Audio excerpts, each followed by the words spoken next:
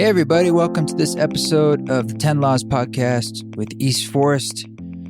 I am East, as I'm sometimes called. When people think, hey, that must be your first name. It's good enough for now.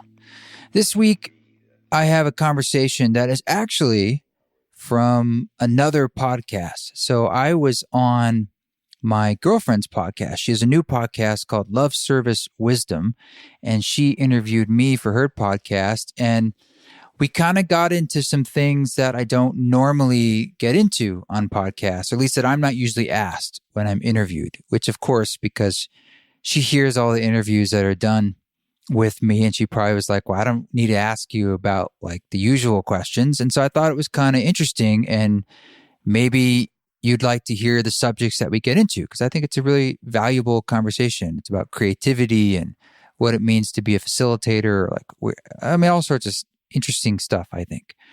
So that podcast is going to be here.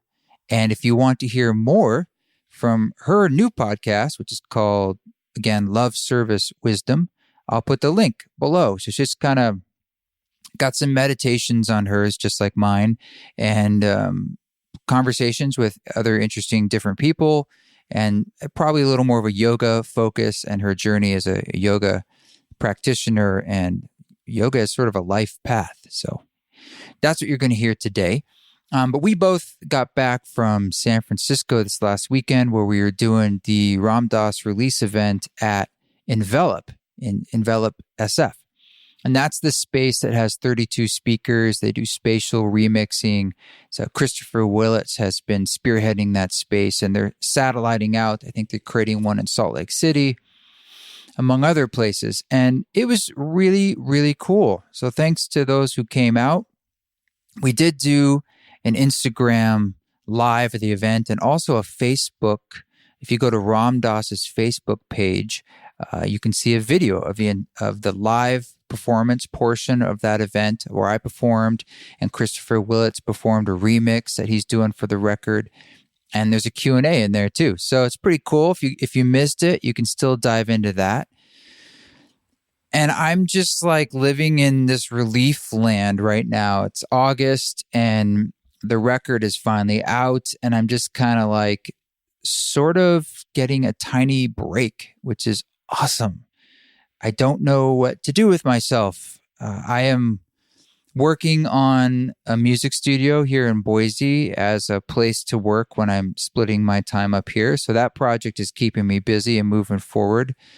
But I don't have a gig in the next week or two. So I'm not about to hit the road immediately, which is kind of awesome.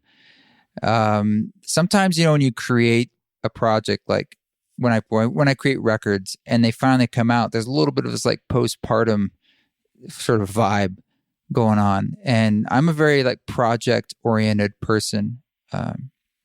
And I like having something that I'm working on like that. And don't get me wrong, in a lot of ways, I feel like things are just starting for me with the Ram Dass project, in the sense of, our promotion, and we're aiming for a Grammy in the New Age category with the record, and remixes and videos and performances. But nonetheless, there's a big milestone, obviously, of you working on actually creating a record, and then the record comes out on a certain date, and there's lots of preparation for that release, and then you do the release. So we're beyond that, and it's a huge relief, but it's also sort of like, oh man, the baby's born. Now what do we do? And it's just more of an energetic thing. But more than anything, I'm just grateful, and I'm grateful to have. You sit on this music. I was creating this music over the last many months, and some of it's been mastered and ready to go for a while. And I just wanted to share it with all of you. And so those two new songs, Perfect, and Love Everybody, are out. I'm going to play Perfect at the end of this podcast. You can check that out. And there's going to be another version of Perfect coming out with Laura Bird did some vocals on that one too. We're going to release that as a single probably in September. And that's just all part of all this ancillary content that'll be coming out around this foundational piece, which is the record itself. Yeah. So thanks for all the awesome messages and for sharing it and for it. I mean, it's really a movement of Ram Dass putting out these new ideas. So seeing you guys doing your part and sharing it with your friends and sharing your own stories of what comes up when you listen and what it means for you and that personal connection. It's really everything, because then it just connects the dots from soul to soul to soul to soul. We are coming up on the East Forest Retreat in Southern Utah, and I've been talking about it a lot, but it's coming up. So I want to see you there if you've been thinking about it. You can camp, and we also have some spaces now off campus, just right across the street and stuff, that are options for you if you're looking for additional housing beyond what's on the website. But all that info is at eastforest.org/retreat. And I'll be in Burlington, Vermont, and also at the Love Yoga Festival in Cape Cod, Massachusetts. Both of those are in mid-September. Can't wait to go out to Burlington. Never played there. If you know anyone in Burlington or in the surrounding area, let them know. Let them know, because I'd really like to have a warm welcome there. And it's a new market for me in a new place, a new community. So super looking forward to that.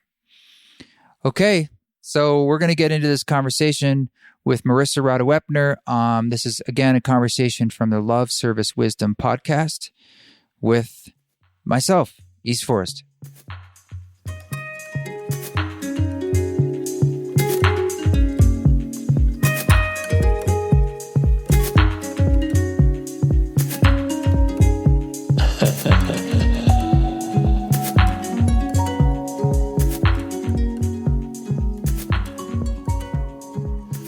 Welcome to my podcast, East Forest. Well, thank you very much. I appreciate you joining me today. Yeah, I'm excited. Where are you right now? I'm in a den of iniquity, of teenage love. What does that mean? Explain to our listeners. Bedroom. That's where I am. We're in my daughter's bedroom. Slashy. My desk is in here. Don't judge me. It's a small house. We're making you probably should put the condition that that's also where your office is. It's not like this is just where, yes, it's a place of inspiration. / desk. Yeah. Bookshelf. Corkboard. Yep. Yeah, so thanks for joining me. Yeah, we're here in Boise, Idaho together. And we're doing one of my very first podcasts for Love, Service, Wisdom. And you've been really generous and supportive in helping me to get started. So we're doing about just kind of a fun test run conversation here. It's a real conversation. It's a real conversation. I hope this has value. It's not just like a fluffy test. This is the real deal. Cut out the fluff then, okay? Oh, okay. And it's interesting to talk to you in this scenario too, because I feel like we know each other really well. And I've heard a lot of your stories, but I'd love to hear more. And I know our listeners clearly haven't heard as much as I have about you. But we could get into some fun things, I think, as a couple who's talking to each other during a podcast. Promise not to fight. We don't fight. I'm joking. Nobody wants to hear that. I mean, we could pretend, but it doesn't really happen. How dare you? It does happen. Hold it, buddy. Okay. Yeah, we can get into anything you like. So, I know you're talking a lot about your project with Ram Dass, and I know you're talking a lot about your project with Music for Mushrooms. And I'm curious if there's something that you're working on that you're not talking about too much that perhaps we could use as a jumping off point. Like musically? Sure. Well, I'm building a studio in your external garage. That's on my mind a lot these days. And, I'm thinking about like what to do next, and I'm all sorts of stuff like that. But I'm thinking about live performance and ways to change that up and always innovate and dreaming for things that I'd like to do many years from now, or maybe not so many years. Mm-hmm. Yeah. Mm-hmm. So the music studio you're working on, and that's just getting started. How soon do you think you'll be making music out of the space? Well, so as you know, there's the music studio in Utah that Ron Johnson and Steve-O put together. Ron's studio at Boulder Mountain Guest Ranch, which is still my studio. And it's the jam. but I'm up here a lot in Boise. So I just needed a place to work when I'm up here, keep the workflow going. So imagine the studio in Boulder, Utah, but this one's like less expensive. Yes. But it's going to look awesome. It will be incredible. And to your credit, you've made it work so far, where I know you worked on a lot of the Ram Dass music and have done remixes and whatnot from the kitchen table and your spot in the basement. And then took them to Utah and made them fancier. Yeah, it's been a real hodgepodge, but that's how a lot of modern music is these days. It's kind of like that, from the kitchen table to the cafe to the tour van to the studio, for sure. And it has to be that way, unfortunately, or maybe fortunately. We just got back from Java Coffee House, a few blocks from here. You and I, we biked down there. And that's where, for some reason, I was getting in this flow when writing a lot of the Ram Dass stuff, because I was more in think of it like brainstorm time, where you're just like throwing stuff against the wall. You don't know, like, well, I don't want to attach to any ideas. I just want to make ideas. And later on, I'll try to cobble this together. And so I was even trying different types of writing, like whether playing something on just the piano and recording a piano, versus all the way to like just a MIDI keyboard and, making stuff with just a computer and a little MIDI keyboard. And I went to that coffee shop and did a track, and it was Soul Land. Oh, wow. I mean, it was just, that's where that riff was. Yeah. And so I kept going back to that coffee shop several times. Like, I'm going to go back with that shitty little keyboard and right there. Because there's something about getting out of your left brain. I've told you how I like to write lyrics about driving, because it somehow just flows out of me better. I think it's because you're engaged in these other tasks.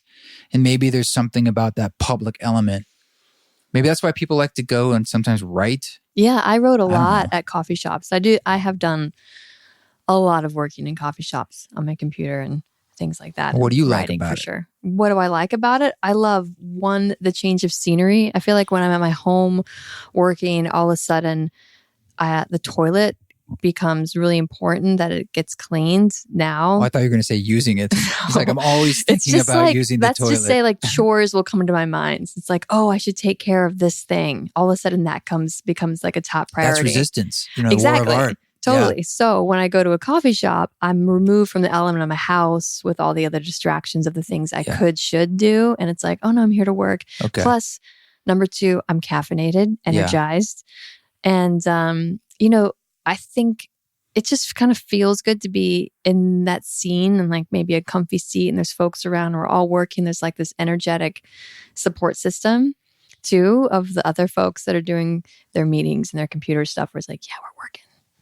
It's not normally how I want to work at all. Like, I don't normally want to go to a coffee shop. It's not something I really repeat, but for some reason in that period of time, I think like you're saying, I think for me, it taps into that element of distraction as a way of getting certain top level brain functions out of the way.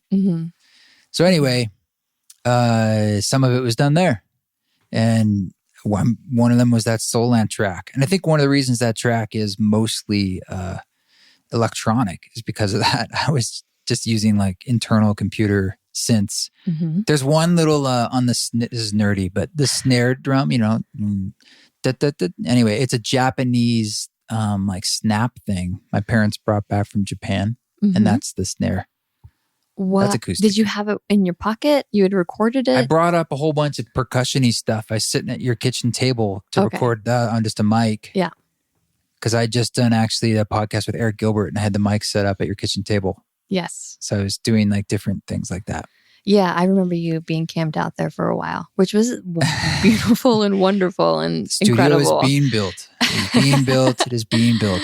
No, I love it. I love it. I love having you here working on the music and knowing that so much of it came from just this space, and then fine-tuned, like you said, down at the Boulder Rock studio.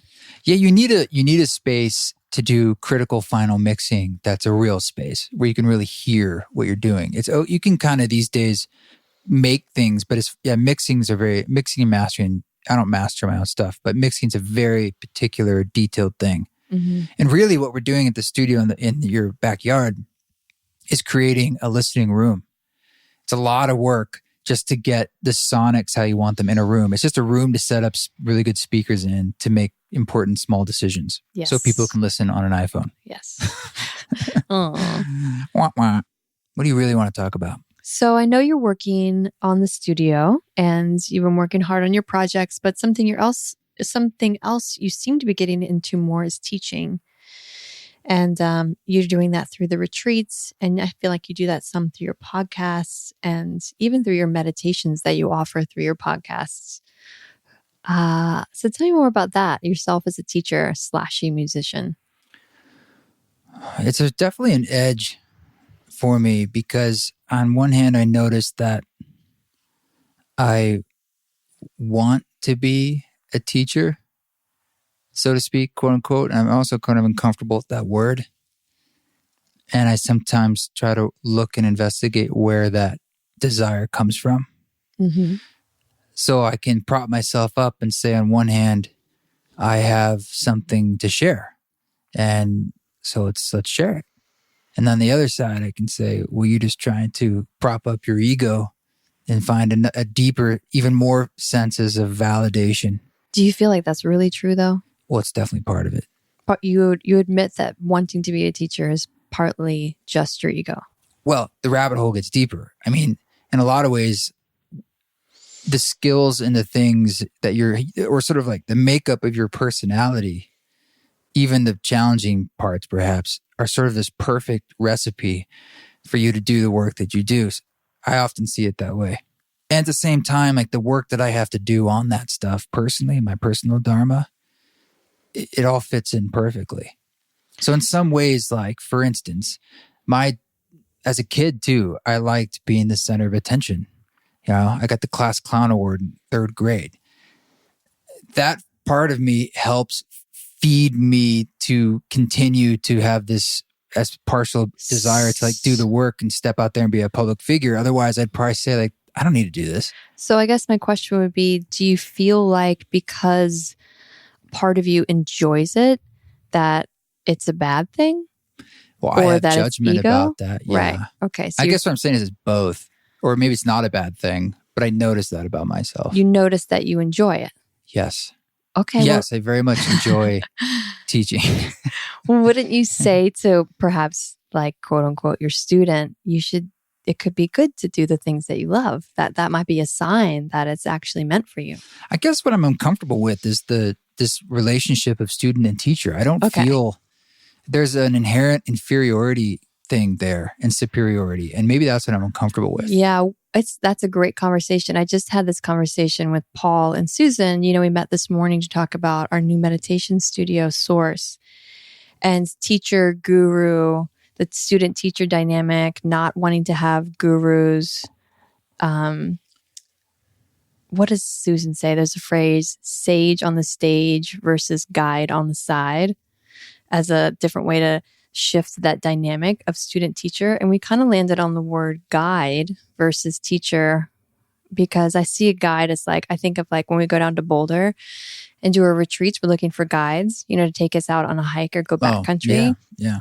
And it's like a guide, something that's like, oh, I know this landscape, right? I've been out here so many times and I know the trails and I know the animals out here and I know the plants out here and I know the landscape. And because I've been out here so much and had this experience, I can take you out here in a safe way and introduce you to elements that I know of.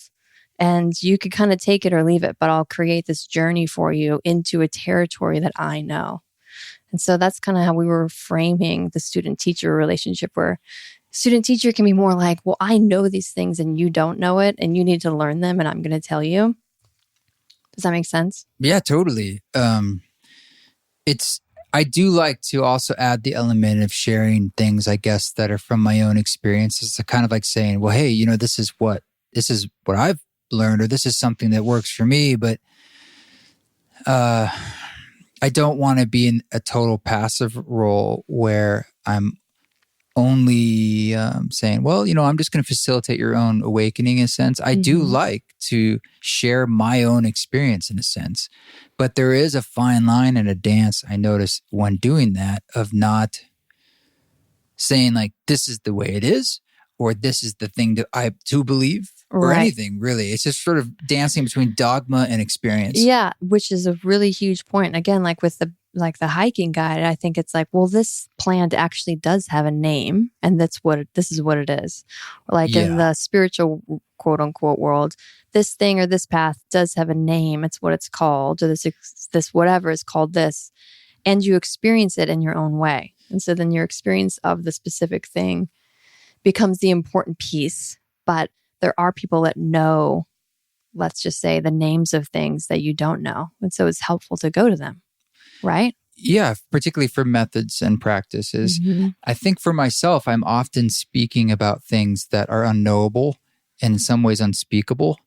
And that's where I run into a fine line where it's like, I'm always trying to be honest about that with myself. And there's sort of a filter inside me saying like, that's why I like music. Because when I play the music for them, it is a metaphor. Right. It is a representation of the mystery. When we start using words, you have to use the poetry. You have to use ways of dancing around it. Because anytime I say it's this, well, it ain't. True. And it feels like this journey also is one through, from the beginner's sense, this like the starting out seeker. Like, I want to know and I need to know the landscape so that I can let it all go and feel like I don't know. Because you are going towards a place of unknowing, really. But you have to go through the gateway of trying to know or wanting to know, and then you let all of that go. There was a great, I was talking to Eric Davis today, and this phrase came up that he said that the mystery has no edges. And I was like, yeah, great. I love that idea. And this idea that like, you can't find, it's one thing to be like, well, you're never going to find the mystery. It's called the mystery. But then we're like, well, I'll find the edges of the room. There are none. Yeah. That makes me think of David Whyte, the poet, who's often talking about the frontier and getting out to the frontier of existence, which makes me think of like that horizon, the edges, but that it's not actually an edge. Like this, that's always moving in space and time, further away. Yeah. I mean, I think if I had to find it, Radha, on the nose of what I like and what I want to do, the desire in me for what I want to do, I like to be inspired. Like, I like listening to people who create a feeling in me. Like when I listen to Charles Eisenstein or Eckhart Tolle or Ram Dass. The feeling that Terence they create McKenna, is what? It engenders this feeling of remembering and the infinite in me. Yeah. And that's the thing that I chase in music too. And so that's something that I want to inspire in others when I am quote unquote teaching. And I think the reason I like it is because when I help other people, when I sell them that bill of sale, I feel it too. Yes. Yeah, it's making me think of a conversation I had recently, and I don't know who it was with, but it was around the idea of gurus. Maybe I was reading it actually in one of the Maharaji books. But the idea of the guru being somebody that just reminds you of the potential of what's possible. Maybe it was a Ram Dass talk. Anyways, like a guru, because that's the language they were using, is just someone who's saying through their embodied states, there's a different way of being than what you feel now. This is what it was. I was reading Krishna Das's book, and when he was talking about when he met Ram Dass for the first time back in the early 70s, he was like, oh, this guy gives me hope because of who he is and how he's living. I know now that something else is possible. And I'm inspired, like you're speaking to. Yeah. I'm inspired by his being in essence that I can now also feel and live a different way than I have. And that's great. And I think a big thing I had to accept and understand, and it's a bit of self-love, is to realize that, you don't have to be a perfect realized being to inspire others. And we're all we all contain, so to speak, original sin. We're all just humans. Original sin's not the right word. We're all humans. So it's like, yeah, there's the gross and there's the this, and you can still have moments of inspiration. You're also somebody who's very keyed into walking your talk. And so you don't have to be perfect. True, because we're human, and not being insincere. Like the things that you're saying and teaching. Yes. Not really attempting to live that. I absolutely agree. I think what I'm trying to say, and I'm not saying it very well, is that you can embody in someone else what they need, and you're sensing intuitively they need to be witnessed. Tell me more personal experience about that. How do you really feel? Well, Like when, like I'm East Forest, when I'm teaching, when I'm wanting to teach, sometimes I feel this way, but I'm talking about these other ways of being. I don't understand. Wait. Like the self-doubt piece, right? You're talking that you might have self-doubt around being a teacher, and the way that you got around it is like, oh, I don't have to actually be perfect, right? And so it could be, sometimes I feel really depressed and upset and angry, but despite having those internal modes flash through me in my own shadow, I know I can still be a source of inspiration for people. Yeah, because we all feel those things on different levels. We all have the totality of the human experience in us. And it's not like I'm this unique being where like I should have shame because I feel sad sometimes. And so, it's saying that I can embody for that person a reflection of what they need, even if that's just like I don't have to be it, so to speak, even though it is me too. Be what? In that moment. Like if I'm sensing, you sense, with someone, I think what they need is a sense of security and being heard. In that moment, I can give them being fully heard, fully present with them. And I don't have to be some realized being to do that. We are the realized beings. It's like all it takes is like dropping all this conditions about like, well, I need to do this, or I need to do this degree, or I need to meditate more before I'm that guy. It's like, just be it for a second and give it to them. Yeah, I would say that that's probably one of your personal greatest assets, is the ability for you to harness your presence and give it to others in this like direct download beam sort of way, with like wrapped in like so much kindness and gentleness and sweetness, because you do it to me all of the time. Like whenever I'm needing, like whenever I'm in a state where it's like I'm a little out of alignment or slightly frayed in some way, and you sense that, you're like, hey, babe, boom. And you drop into me with that presence and listening. And it's incredibly helpful, like infinitely helpful, like priceless in your ability to do that. And I've seen you do that, of course, too, with others and students that you've had. And in that, it feels like the key element is just presence, right? Yeah, thank you. I mean, I guess, to be honest, I don't know. All I know is that I was inspired in my past by getting that from certain people. What's that? That intense presence. So we got that in a big way, like with Ram Dass, so giving with his presence. But I got that from Charles Eisenstein when I first met him. And that was hugely inspiring. What was that like for you? Describe that. I felt like he was just very present and paying attention. So, I mean, on a practical level, it's like someone who looks you in the eye and holds it as you're talking. It feels like they're soaking in every bit, and not in a weird way. They're really just like, I'm right here. And then I remember the first thing I said to him was something, this is 10 years ago. And I said, I read your book, The Ascent to Humanity, and I was trying to express, it was just powerful for me. Yeah. And I was fanning out. And I said, it's really important for me. It's really a big deal. And then he's just looking at me, and and he said, yeah, I feel that. He's like, me too. I had that feeling too. And I was like, you're really listening to what I'm trying to express, the feeling. And that's what he's trying to say. Like, I'm reflecting. Yes, I hear you. And I felt that too.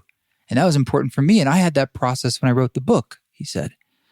And so now if someone comes up to me and I'm blessed enough and they want to talk about the music and it's had some important thing for them, I try to just do that. I'm like, I want to be Charles.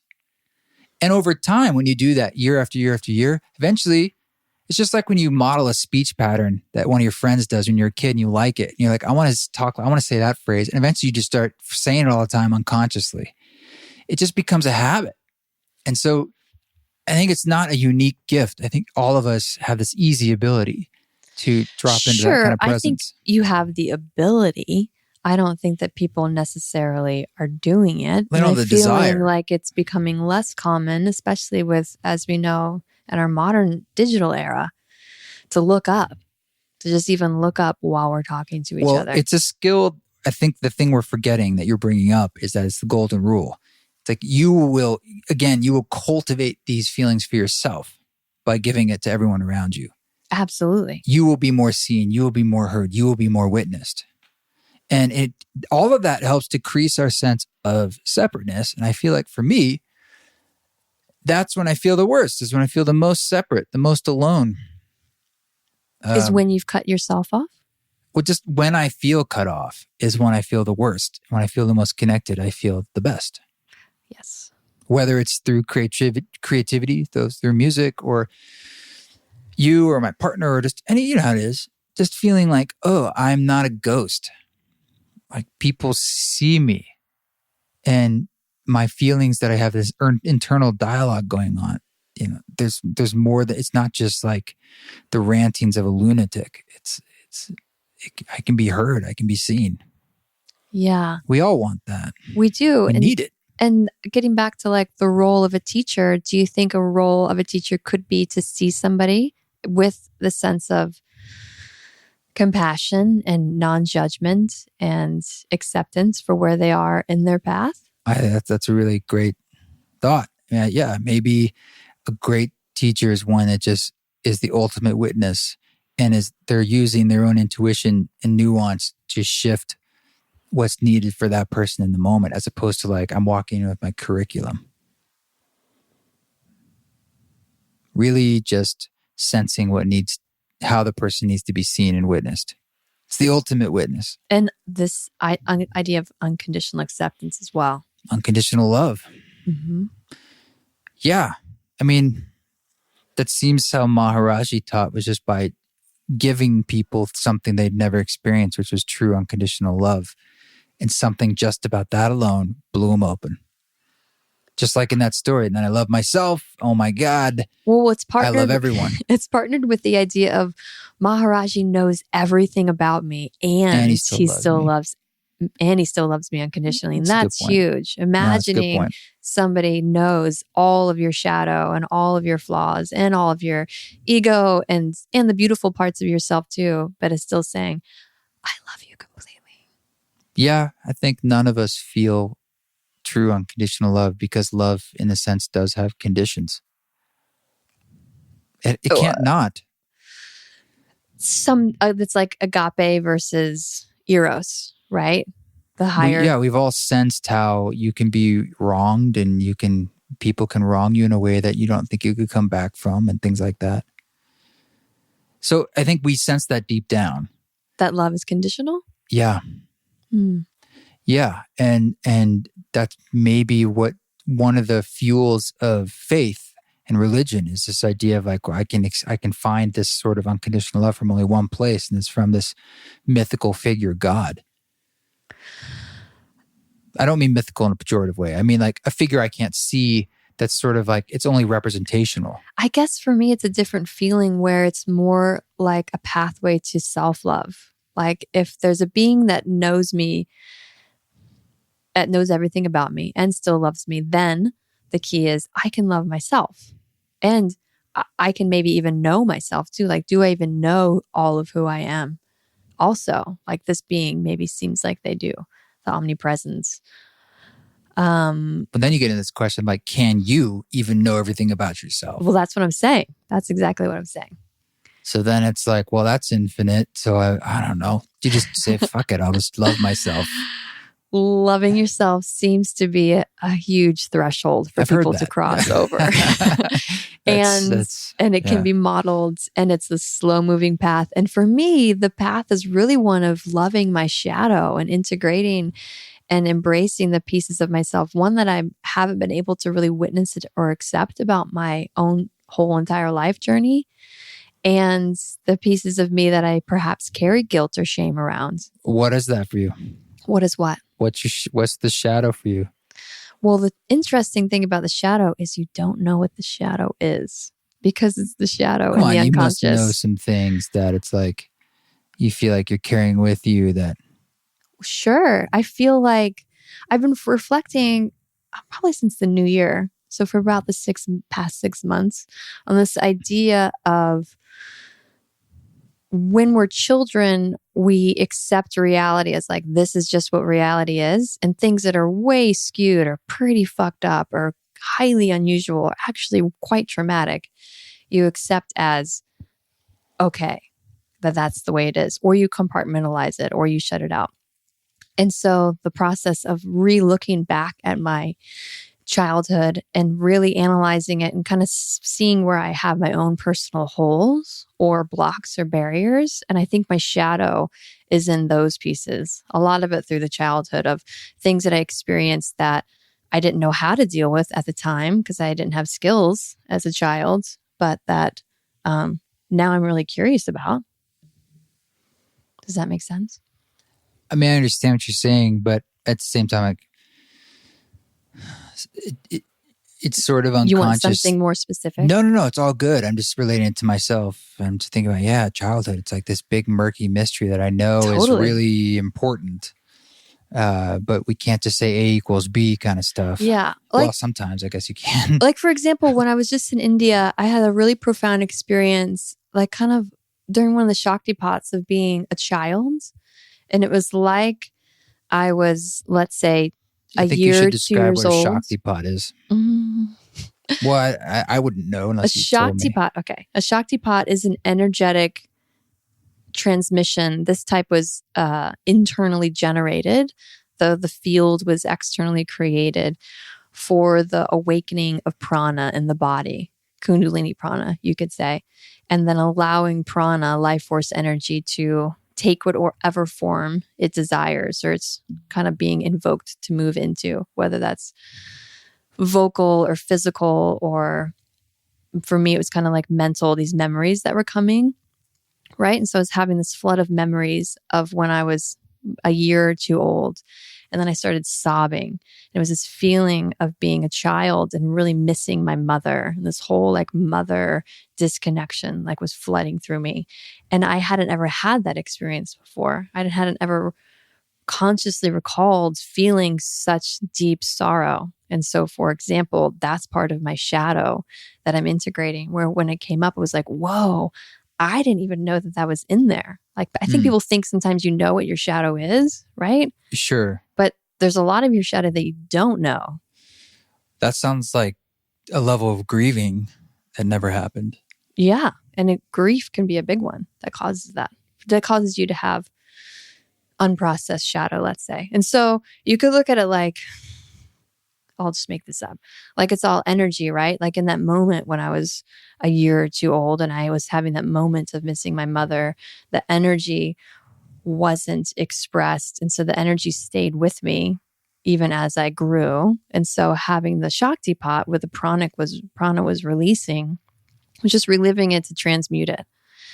And that's the integration process of like, okay, now I lived it and felt it fully. And then it's been released. But yeah, sounds healthy. I guess. And then, but what the question it brings up for me too is like, what else is in there? What else is in there? Totally. Past life. Exactly. Gunk. Yeah. And so talking in tongues. And, yeah. I also had this thought the other day. I feel like I've been a lot more sensitive,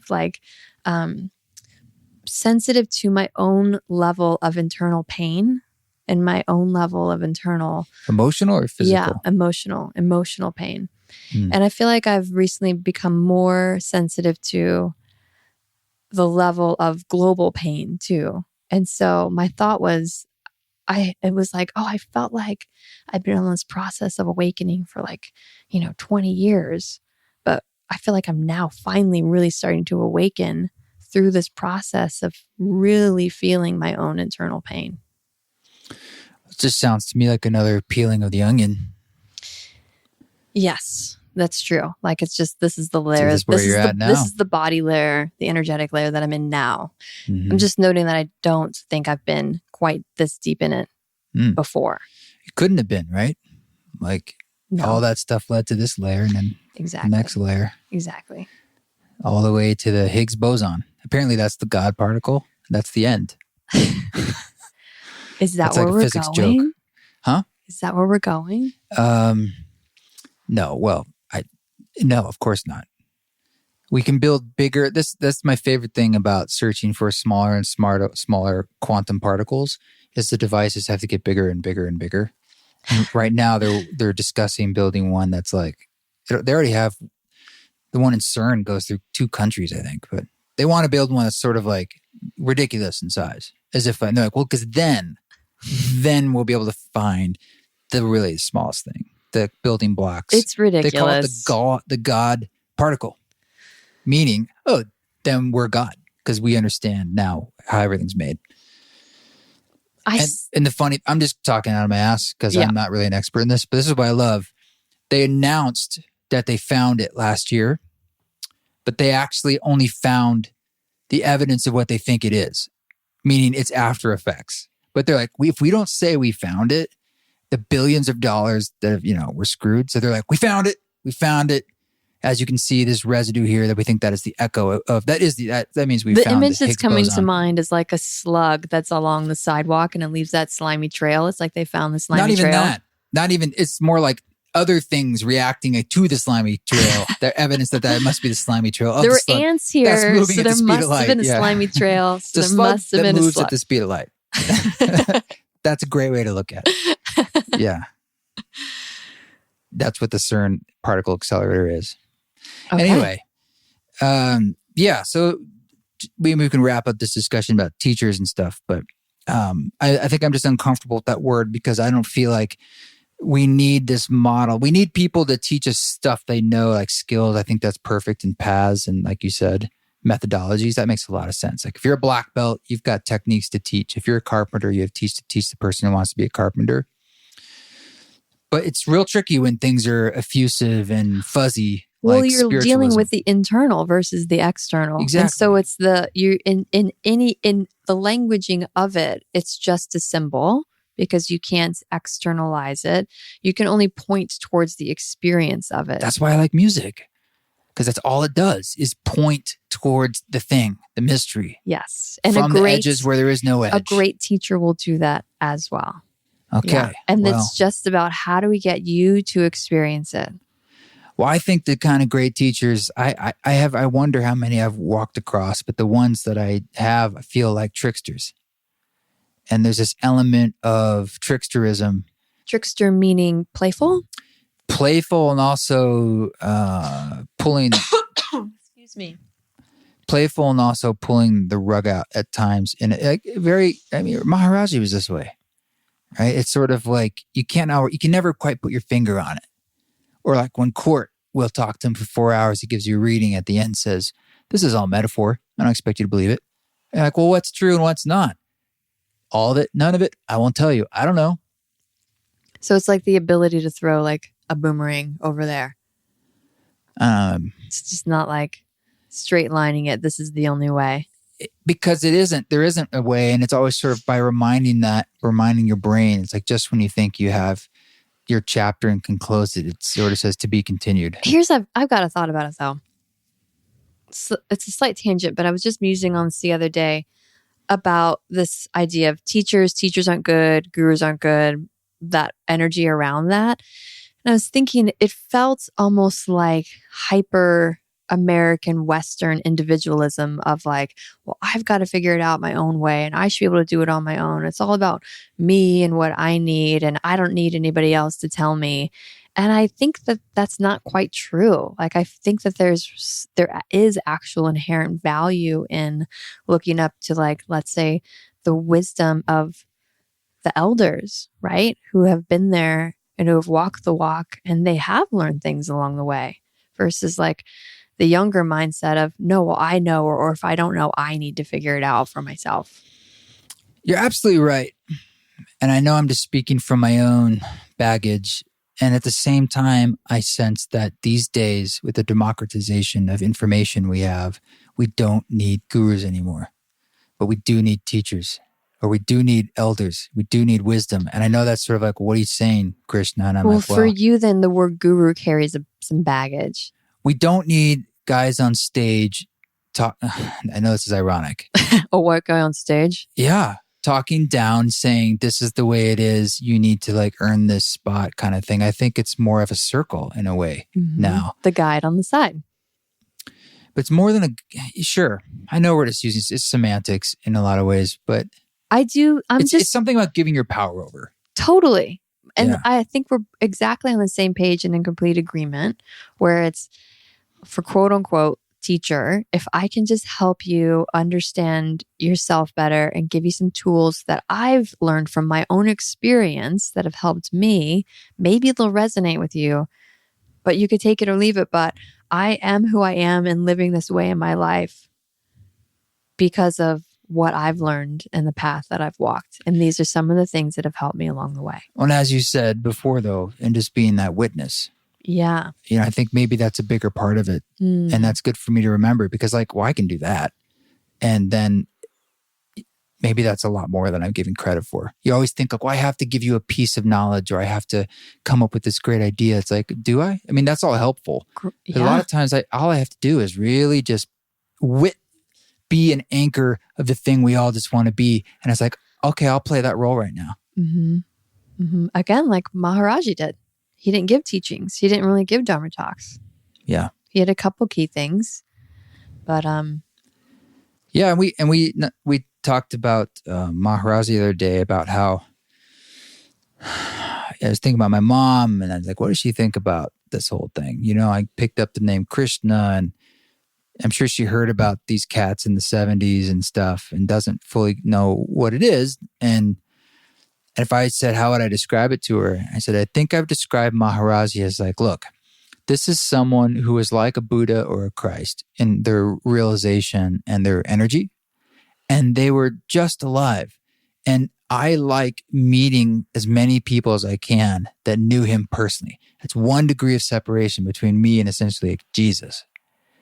That's pretty cool.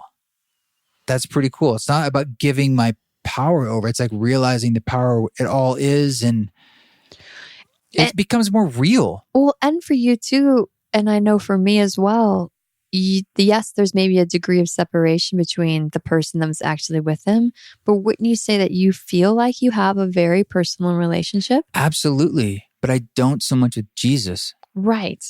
And he was 2,000 some years ago. And I think that it's just helpful for me I'm saying it's helpful to me to have 1 degree of separation. It's amazing. And can you imagine if your best friend knew Jesus Christ? It's like, oh yeah, he liked pepperoni pizza, and like this was his favorite catchphrase, and like he always did this thing with his fingers. More inspired, like the energetic potency is higher. Oh yeah. Yeah. Yeah. Like you have a picture of Maharaji right there, and I mean, that picture, it was a picture. I mean, how cool would we have a picture of Christ? True. I mean, that would change things because there are people who are like, he doesn't exist. Did he even say that? We don't know. You really don't. Probably, but it's been thousands of years. And even the Buddha was not as long ago. And I feel more connection with the Buddha, but mostly because he was a man who essentially just worked on himself really hard. And that's inspirational to me, where people say, oh, Christ was God, you're not, kind of thing. And then I'm like, well, that's a whole different ballgame. Maharaji was a man who was a realized being, but he wasn't saying, well, here's the scripture, follow this and maybe you can work through this torture of life. No, he was just witnessing and embodying something that is you too. It's hard to talk about. I feel you. It's just like feelings. I don't know. Yeah. And it makes me think of a Dan Millman quote that I read when I was a teenager and I always loved, that said something like, if you want to be enlightened, just act like you're enlightened.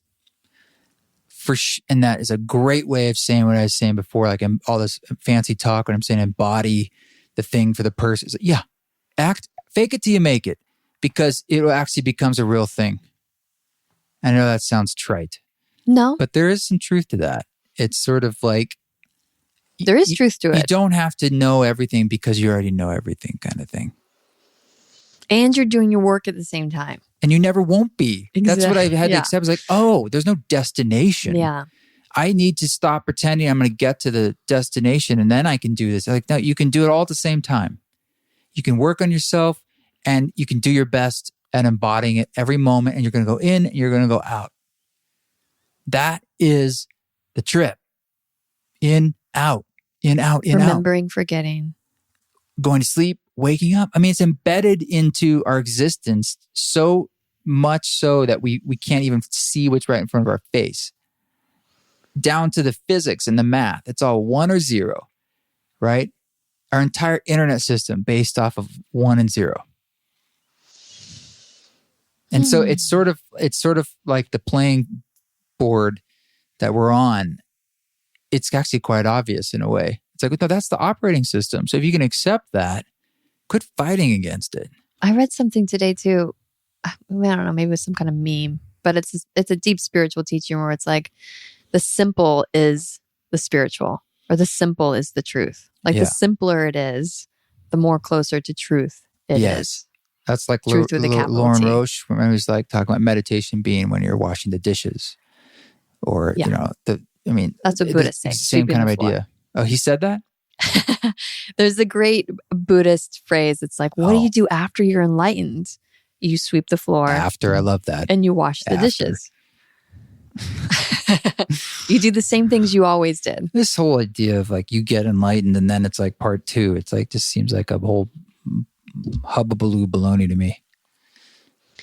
There's just moments, higher moments of realization, and then we forget.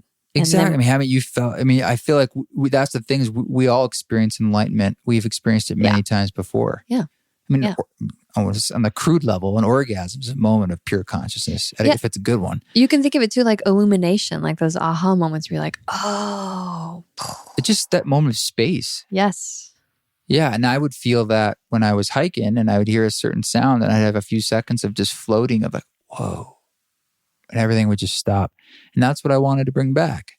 Because I was excited about that feeling and I wanted to share it with others. And I noticed something in that sound helped transmit that same feeling. Mm-hmm.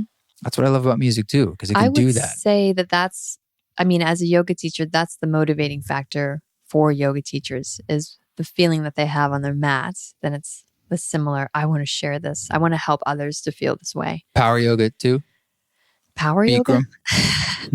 Oh, you mean also power yoga? Yeah, the other forms of yoga. I thought you meant like level 2. I can't make comments on that because I don't know from that point of view, but I know from my personal practice with yoga, it's very much of creating that sense of spaciousness, pause. You embody that wonderfully. Thank you. For sure. But I think that like on your yoga mat, the experience of Shavasana, your first corpse pose, when people go into that, it might be one of the first times in their whole life that they felt so calm and so still and so present. It's really earth-shattering. It can be. Right. Would you say it's true that, this kind of hit me when I first started doing a little yoga, was that the entire class was to get us ready to be the most receptive in Shavasana. Yes. And then I was like, this whole thing is a metaphor. All of our practice, quote unquote, is to prepare for the final Shavasana. Yes. Which is called, they're not even hiding it, corpse pose. Yes. We're preparing for death. You're not hiding it. Didn't you say it's all in front of her face? So why is that? Why is it? I mean, is it because they see it like some Buddhist things where it's like you need to do a certain practice at death? Let's go back. Is there an opportunity there? It's about energy, right? And so in our regular daily life, we have energy blocks in our being, in our system. So the postures help us to free up blocked energy, right? So energy starts to free flow. When I deeply stretch my hip, energy is getting freed from my hip that was stuck and blocked. And then that's happening in my whole system as I move through different poses. Then when I lie on the ground and I consciously relax my muscles, this energy that was just brought to the surface now reorganizes itself through my body, through the relaxed muscles, so that I become, it's like fine-tuning the radio dial, where I was like staticky and off frequency when I came into the practice. And then when I move things around and rest and realign, now I'm connected. My channel is clear. My mind is clear. The word yoga means union. So it's mind, body, heart, soul union, all coming into alignment. Basically, it's a meditation. You free up and get your body feeling good so that you're able to drop into the meditative state through a calm mind. And your body feels peaceful enough that it's not screaming at you. Like if I try to sit and meditate and my hips and my knees and my back are bothering me, it's hard for my mind to focus. So I get my body right so that now that's not a concern, and my mind can go into the deeper interior spaces. Right. I believe you. I could talk about that If only forever. I had a practice that You was do have a practice. more regular. Oh. Well, I know a place you could take classes. I think I have a lifetime pass. Well, currently you do. Oh, okay. Well, it's conditional. See, I told you. Yeah. I would love for you to take more yoga classes. Thank you. Noted. I will. But I mean, there's lots of, that's just a practice, right? There's lots of ways that you can do that. You get that when you're running, perhaps. Yeah, somewhat. Yeah. Hiking. I mean, different ways, different flavors. Mm-hmm. Obviously, again, music. I like to work out. Sometimes yoga it's good for me. And sometimes I like the classes nice and short and approachable. Yes. So sometimes that's a barrier for me. That it's too long and it's not approachable. Yeah, it's too hard and it's too long. So it's just, I mean, I could just fight through it. I've been practicing for like 20 years. And when I take a class, I always have this moment in class, usually almost every class, where I'm like, ugh, when is this going to end? No, you don't. Yes, I do. Yes, I do. You told me it's like bliss, bliss, bliss. It is. But internally, there's a moment where I'm like, grrr. I don't why. So I feel that like 15 minutes in, I'm like, we cool? This is good? We're going to wrap this up? I'm telling you this because I Shavasana? think everybody feels this way. But it's like with that barrier when you told me when we're running, you're like, gotta break through the wall, babe. Just keep going. Then it's easier. So this happens on your yoga mat.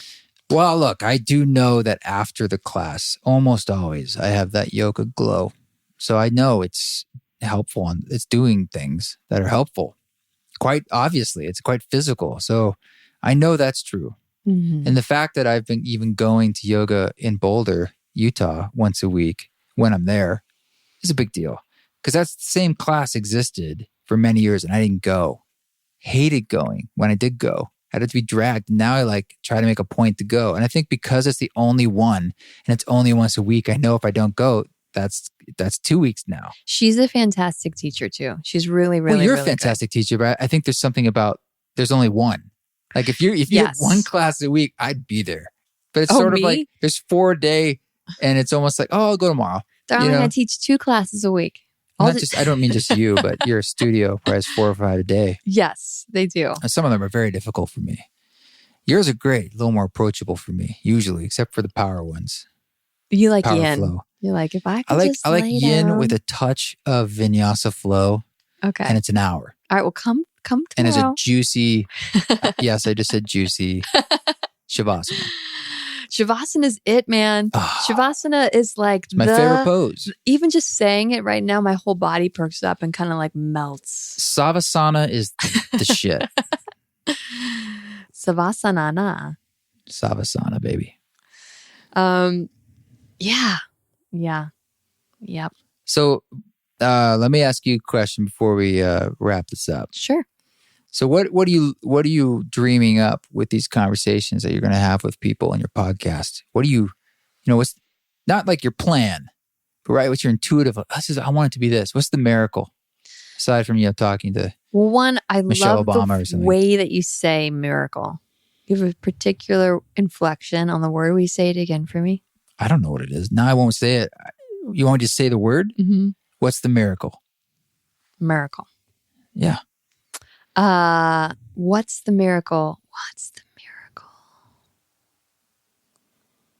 The miracle would be that I'm able to consistently do it and have interesting conversations with people such as yourself, or give meditations, or have my own personal musings that I share that are in some way inspiring to people, that they listen and it's informative, it's entertaining, it's thought-provoking, it's, just that. Well, how do you want them to feel? How do I want inspired them to feel? Or, I heard you say that word. Yeah, inspired. I want them to feel hopeful. I want them to feel a sense of connection to me, like kind of breaking down those barriers and creating more humanness between myself and these other people that I interview, like you, and the listener of like, oh, I get it. Like, yeah, I feel that way too. So the sense that we're all in it together. Well, how do you want to feel? Because maybe By figuring that out, all you have to do then is make other How do guests I feel want that to way. feel by doing the podcasts? Yeah, I'm like, I was just trying to, because it's new, like what you're dreaming of. What I'm dreaming up a platform for being able to voice a lot of the things I think about all the time and have a conversation with people like yourself about them, and other people that I admire, and build community that way. And then also to share things personally about myself with the listener, which I think might help inspire their own journey and give a sense of humanness to this whole human experience, so they might not feel as alone in their own journey. And share your melodious voice. And share my melodious voice. The radio has you no more. Exactly. It needs an outlet. I'm not on the radio anymore. And for years and years, honestly, I've had students say, if you would just record your voice doing meditations, which now you're doing. I would listen to all of them. And so I'm going to do some of that. So some of it will be guided meditations, which I really enjoy sharing. So yeah. And take it from there. This is where I think I'm going. And clearly it'll take me in a new direction that I can't see yet. But I'm open. So you think it'll be weekly? I hope it would be weekly. Awesome. I hope it will be weekly. How lucky is everyone to get the free weekly Marisa Radha Weppner? Very. It's awesome. Thanks. Well, I wish you much good fortune, and I will help you on the audio side. You're amazing. You're very generous. I appreciate you immensely. You got it. And you've got your own podcast. What do you get out of your podcast personally? So much money. It's crazy. Really? The pennies are rolling in? Oh, I'm totally rich. Super rich. That was the weird byproduct from that podcast, was the amount of money coming in. It's insane, actually. Especially money to time ratio. Oh my God. I don't even think it's something I could calculate. Yeah. You're very blessed. Yeah. I'm so blessed. I'm so blessed. Yeah. That's really what I get out of it, is just feeling so blessed. / money. Oh, I'm blessed through the money. Yeah. Yeah. Yeah. I don't know what else to say. What do I like about the podcast? I like two things.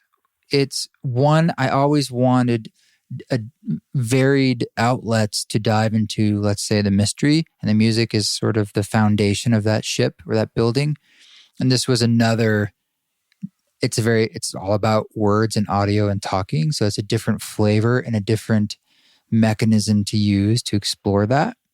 And one of the wonderful byproducts is I wanted to do it through conversation with others primarily.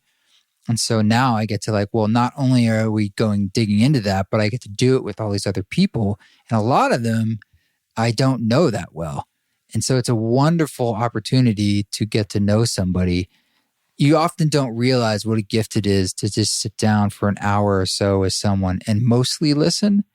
Like, even when I've done it with people I do know really well, friends, I still learn a lot. I'm like, I never knew that about that person, or that's a really interesting idea, or you just don't do that with people much. You don't. You think, you're like, we hang out all the time, or I've known you for 10 years. I'm like, have I ever sat down with this person and just witnessed and really, I'm just going to listen and really probe and give all my energy into them. Feels like an invitation to go deep.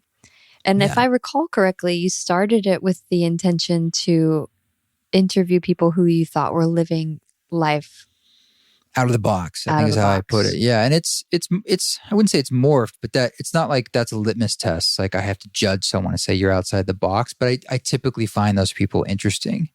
And so now it's really less. I was actually just thinking about today of just changing the description, because I'm like, well, it's not so limited. It's more just like, I thought I couldn't just say, hey, I'm talking to people and we're exploring whatever comes up. I thought I had to define it more to make it a little more attractive. But at the end of the day, the things I don't want walking into a conversation is a plan. I might have a few check marks of basic things, do my research a bit, but it's like, I want to flow with it, and I want it to feel authentic, and I want it to feel at best a conversation, which is easier to do like this when we're in person. When you do them and the person is remote, it's a little harder, as we all know, of talking on a phone or something. And that's kind of its own thing. But it's still awesome. It's still a great way to connect with people. That's the part that's blown me away the most. You will get to know people better and become connected to them. I'm very excited for that aspect too. I am. It's a real gift, actually. I'm thinking about your podcast as well and the 10 laws aspect that you used to ask people, what are the 10 laws? Or what were the laws that you live by that help keep your ship sailing straight? Court Johnson, respect. Shout out to BCJ. CJ. Can I ask you that question? Oh boy. So, I think you need a little more preamble.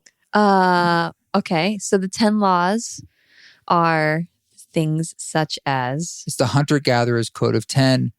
My friend Court Johnson uses this in his life as like, hey, if I have these things covered, then the rest of the stuff is probably okay. Always see the dangers first. Oh boy, here we go. Always see the dangers first. Always protect your feet. Always be ready for cold. Always be ready for heat. Always know where master good the water skills or necessary. source. No, hold on. Always know where good water or source is. Always master the skills necessary. Always rest whenever you can. Well, always disallow foolishness. I didn't know there was an order. Did I get 10? Yeah, you didn't. But there's also always master the skills necessary. Always get the job done. Yes.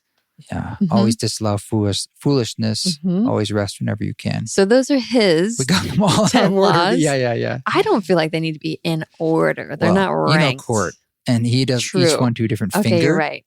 You know? And so like if this ring finger on his left hand is like sore, it's like an indication something. That particular law number 4. It's a muscle testing thing. Court is a mystic and one of my most favorite beings on the planet. Thank you for introducing me to him. Oh yeah, man.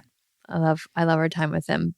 So that's his. Yeah. And if you had a few, what would yours be? Well, I've adopted some of those. Yes. Definitely always disallow foolishness is one of my favorites because when I'm around people being foolish or so forth, it's my way of saying like, it's my job to like get away from this. Foolish as defined as? Well, it can mean a lot of things. Being an idiot, being a jackass, being disrespectful, being loose with their energy, could be a lot of things. But it's kind of this general foolishness. So always disallow foolishness for you. You don't want to be around jackasses. And I don't want to be a jackass. Okay. So yeah, it's like that helps. It's like who you surround yourself with. Yeah. My other ones, it's funny. I've never like written things down and made them into sort of immutable sentences, but I think it has something to do with definitely getting the job done. Like I see a lot of the stuff I do as little bricks. Like every day it's a little brick. So it might just be a half an hour, whether it's a practice or I'm mostly speaking about creative things like working on a record or any of these things. And they're all little bricks as opposed to I'm going to work on this for 14 hours today and I'll do that for a month straight and then burn out. That's not me. I'm like the consistency and that discipline, but not being overdone about it. Like I like having a balanced day in life. Like we have dinner and then we relax after that. That's to me almost more respectable and it's about the long game. And there's something in there for a law for me about the long game. Yes. Do your little bricks. I don't know. Lay the bricks. Do your little bricks. I want to write these. I want to write these down now and try to come up with. They represent. I would say I could reflect to you that one would be play the long game. Lay the bricks. Play the long game. I'm going to work on this. This is good. Lay the brick. I like that. Lay the brick. That's like chopping the wood, but it's more like the creative things. Shedding is another word for rehearsal. And so doing my shedding every day or most days is really important for me. Is that a form of bricklaying? Absolutely. Absolutely. There's other things that can be bricklaying inside this whole music business. It might be more mundane, like creating the newsletter or, whatever. It might not just be music creation. Right. And that's what you can get lost in. What about like another like overarching life? Tell the truth. Okay. And that's been a tough one for me. And it's more recent and more like deeper and deeper nuance to that, like what that means. It's not so simple. Well, I should say it's very simple, but it's not always so clear.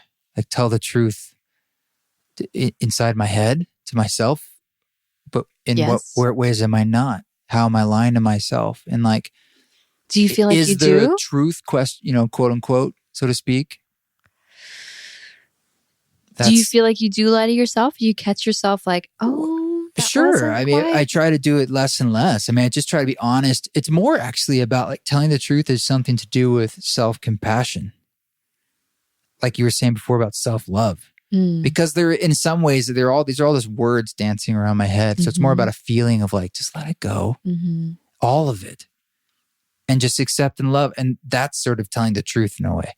The truth is just pure love. The truth is you're perfect already. You are good enough. You are Smart lovable. enough and doggone it. You are lovable. Just like you are. Yeah. To be honest, I've never thought about it how we're talking about it now. And I think that's a really interesting revelation I'm having in this moment about like the truth is actually more about how you just love yourself and witness yourself with no thought. Just kind of holding yourself with a tenderness that you'd hold a small baby or a child. Absolutely. What else is there to do? And others in that way too. And then you fall out of it. And then you fall back in. And it's like, that's the whole thing too with telling the truth is the lie is that you just forget. That's all. And that's not a bad thing. It's like, that's inevitable. It is inherent in the game. And it's the compassion that I hope to have as I fall back in. Do you feel like it's possible to forget less and less? I hope so. Are you forgetting less and less? I think this idea we said about fake it till you make it in a way. It's like, yeah, things become habitual. They do. And the more if I have a goal, is that every moment of my wakingness is awake, so to speak, is conscious choice and seeped in love and awareness. The witness is always witnessing. I'm never asleep and being like totally forgetting. And that's happening more and more and more and more over the years, for sure. And that's when like the mundane, as you said, is simple. What'd you say? Is simple becomes spiritual or something? If it's simple, it's true or something like that. Yeah. And spiritual. The simple things for me become completely imbibed with God. Yes. And then that's probably why I don't smoke as much weed as I did in my 30s because I don't need it. Wait, you're not 30? Huh? No, because I'm 20 now. You're a sexy 42. That's what you are. Just turned 42. Don't look a day over 32. Oh, thanks. It's all good. But yes, you're saying. If that's any goal, it's that. And I have been feeling that more and more. And I can hope that just gets richer and deeper. You're not running from things as much because there's nothing to run from. And I've been thinking a lot about that phrase, like there's no out. And that's really, I don't know why that's hitting me now. I know it's just a phrase, but if you really think about the idea that like, even when, imagine, let's say. You're not going to escape anything. Well, imagine this. Let's say you die and then immediately you wake up and you're just continue and you're like, are you fucking kidding me? Like there's nowhere to go. Yeah. Oh gosh. You're freaking me out because I've had this physical sensation before. And then you think, oh my God, like, then why wouldn't I try to reduce my suffering and peel back all these layers? Because that's the only game in town. And me not doing it is the suffering. Yes. Suicide. You're just postponing it. There's no out. Yeah. Mm-hmm. And that really hit me. Mm-hmm. Every time I'm thinking about that, I'm just like, and that for some reason starting to make a lot of sense. And it feels like it makes you stronger, right? Does it give you more fortitude? And it makes me a little scared because of the sterility of the realization. I guess I feel stronger in it. It's so true. Like there's nothing to argue with. There's not someone's judgment. It's like, what if that's just, I feel it. I'm like, oh, that's the way it is. Holy shit. I kind of like you sensed that before, but really feeling it and holding the truth of that is like, oh my God. Somehow it inspires me to get busy and to like. Inspires me to be bigger, yeah. And just be like, well, just do it, so to speak. Yeah. Just don't worry. And the worry part's pointless. The other piece to it too, that I sense is when you do that, then you're creating this field personal fields. And so this personal field of you that's in alignment gets bigger. So as you're interacting with others in the world, it's more your field that's creating the experience versus being at the whim of other people's fields and energies. Does that make sense? Yeah, it does make sense. I hear what you're saying. It's great. It's this idea of... and then let's say it's in alignment with this feeling of positivity, compassion, self-love, connection, then you're giving that to others just by your presence. Yeah. I think this is an important little nuanced point to make about, is it the law of attraction kind of stuff? I think it's missing half the point. It's sort of like, you're the ship, and I say this a lot at the concerts where you pick the direction you want to go in the ship, with your hands on the wheel, whether you like it or not. You don't control the sea. So, but you're not a victim, because It's like you're making your choices, and yes, things are reverberating back, but it's not as simple as like, well, if I just think this thing, then that comes, it's like, that's an isolated incident or isolated viewpoint. And I'm not saying that. I'm not saying you are. Okay, great. I'm just saying, like, you're bringing up something like, I want to make that point, so I don't feel like I'm espousing the law of attraction. You're not even though it espousing has the truths law of in it, attraction. probably. It's not, I don't see it as a law of attraction. I see it as a law of creation. Like, what am I creating? Mm-hmm. I'm working on the creation of myself, and by, in turn, creating my experience and my perception of the world. The clearer I can become internally, the clearer I witness and interact with the rest of the world, and my experience of life is then that. Well, you are a master at this from my own perspective, and a master of manifestation and karma. And I tell you that all the time, because I see how you give so much to people, and people are constantly giving so much to you. I think you have a grander view of that than is true. I think you don't. Maybe you have a lesser view of the truth, and it's beautiful. It's beautiful. If anything, I'm just able to see it, how it unfolds. You don't see it that often. So witnessing it so close and firsthand. The law of manifestation being like basically really good karma, and being so giving, and how much that gives you back in your life. And it's very selfless for you. Like, I think you're excited about it. You just give people stuff, mostly your time and ideas and energy, and it works for you. Well, it's not like a method I'm using. I know that. It's very natural for you. And you know what? Maybe through your podcast, I have a feeling it's going to be that same thing, an extension of that, where you're giving to others your time and your energy, or a platform, and it's probably going to most likely continue to give back to you. And then by proxy. Well, I hope so. It's a beautiful circle. Thank you for helping me get it started. Well, this is great. Thanks for talking. So we'll do this again. This would be the part where you're like, how can people find you? How can people find you? Tell us what you're up to. You can't. Yeah. We can't find you? It's really easy. His phone number is 676. East Forest. Just Google that. Put that into the machine. We're on all the platforms and all the stuff. It's eastforest.org. Wherever you like to listen to music. And come to one of our retreats. Yeah, we have a retreat coming up in Boulder, Utah at the end of September. And we'll have another one at Esalen in May. And if you're listening to this in the future, there's probably more. God willing, and if the earth is still spinning. Peace out.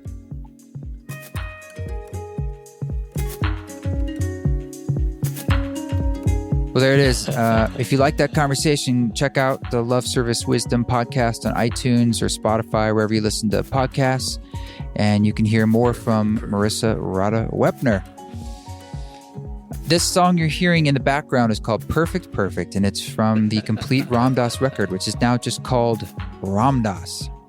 More than likely, chapters 1, 2, and 3 will go away. They will dissolve and disappear because they're all the songs that were on them have now been absorbed into Ram Dass, the complete record.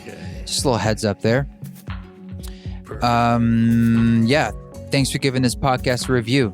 Just do the thing, give it 5 stars, write a review. There's always like slowly getting little reviews and little ratings there. They all really help, so please do it. See you on the road. There will be lots of dates coming up in October and November and into the future, but in September, Burlington, Vermont, and the East Forest Retreat, and the Love Yoga Fest, and other things being added too. looking like I'll be at the Vancouver Film Festival to be participating in the premiere of Becoming Nobody, which is the feature-length documentary film that's coming out about Ram Dass in September. So I'm really excited about that. If you guys are up in Vancouver, maybe you can be part of that too. We'll get all that up on the website, and in social media, we'll share details as we have them. But you guys just keep walking your walk. Don't take any shit. But if you do, please do it with grace.